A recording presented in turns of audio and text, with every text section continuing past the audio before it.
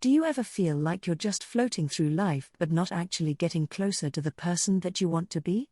It usually happens around New Year's. You imagine all the bad habits you're going to break free from and all the good habits you will begin.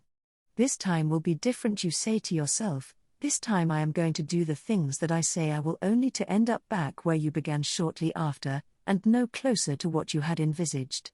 So the question is, how do you break free from bad habits and make the habits you desire easier and automatic? Atomic Habits by James Clear answers all these questions. We're going to be doing a fast-paced detailed summary of the book and dive deep into topics like habit loops, dopamine spikes, priming your environment, plus heaps more. And make sure you stick around until the end of the video, where I go through step by step how I'm personally using this book to improve my own habits. I hope this summary inspires you to go out and grab a copy of the book for yourself, because this book deserves a space on everyone's bookshelf. Let's jump into it. Mentioned a plane taking off and traveling from New York to Los Angeles.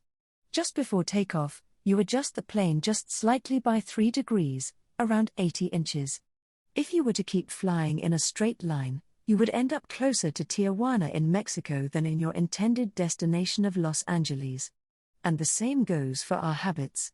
Tiny changes in our habits can change the trajectory of our lives in ways that we can't even notice until many years into the future, looking back in both good ways and bad. You are your habits, the power of Atomic Habits. A slight change in your daily habits can guide your life to a very different destination. Massive action versus 1% improvements. Far too often we convince ourselves that massive success is only possible through massive action. In any goal we are pursuing, we expect ourselves to make some quantum leap or momentous improvement that will gain others' attention. However, it is the tiny improvements that aren't even noticeable at first that create incredible change. Let's look deeper into the math. 1% better every day for a year will compound to 37 times better, but 1% worse every day over a year will bring you close to zero. Your habits can compound against you in the form of things like stress or negative self-talk, or they can compound for you in the form of things like knowledge, productivity, skills, and relationships. Success is the product of daily habits, not once-in-a-lifetime transformations. The truth about progress. When you start any endeavor in your life, here is what you think should happen. Linear progress, but here is what actually happens. Notice this section here in the beginning. Small changes in progress are not even noticeable.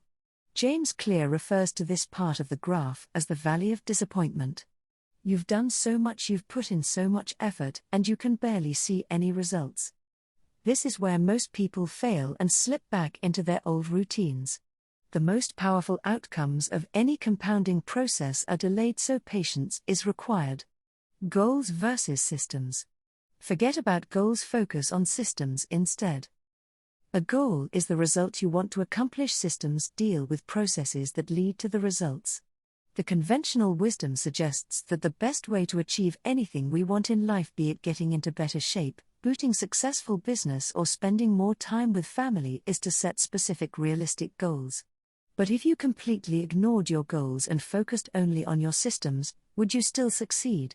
The author of this book argues that you would. Here are some problems with only having goals. Successful and unsuccessful people share the same goals. So therefore the goal cannot be what differentiates winners from losers. Achieving a goal only changes your life for that moment in time. Goals can create an either-or conflict.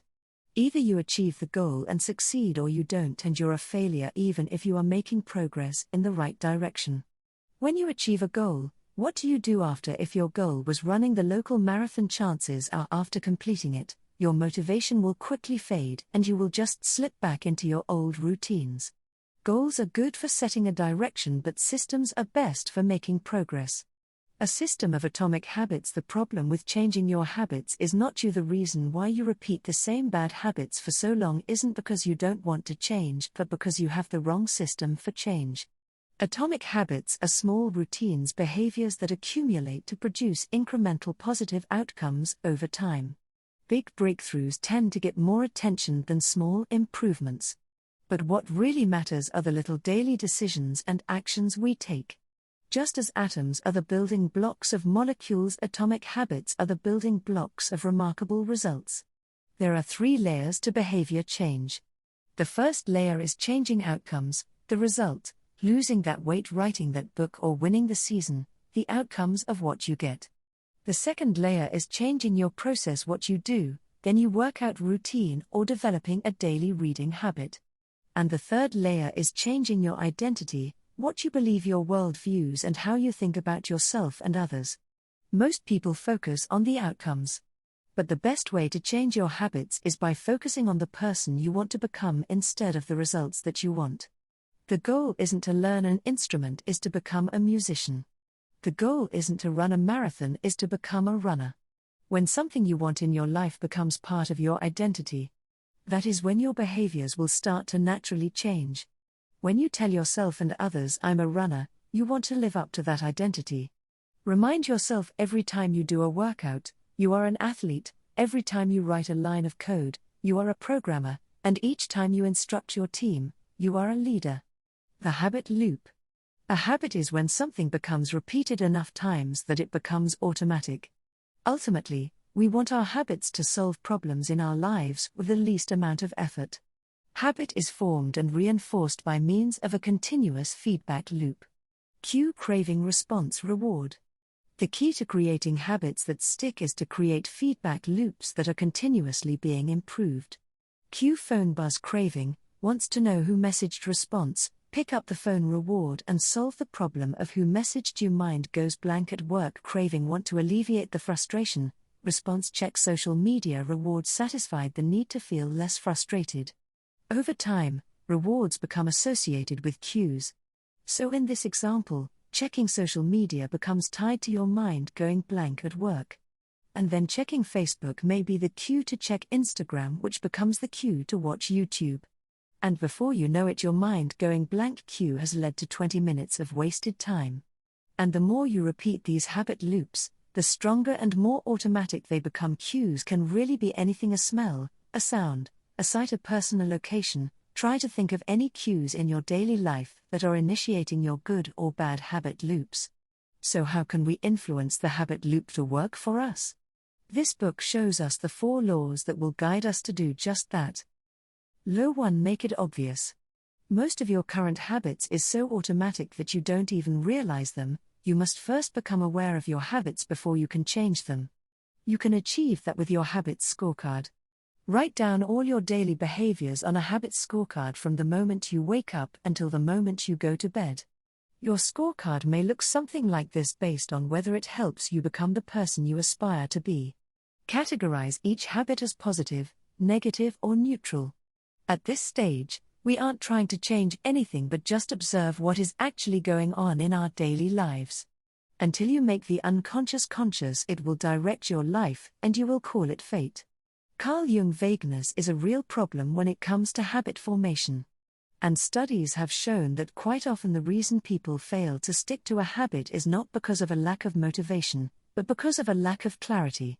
One day all get into shape is easy to say to yourself but too vague to get any momentum. What you need is a time and a place. The most common cues, time and location, will help you achieve your goals. Clearly state your intention to act using the following formula. I will behavior at time in this location. Here is a bad example. I will read more this month. Here is a good example.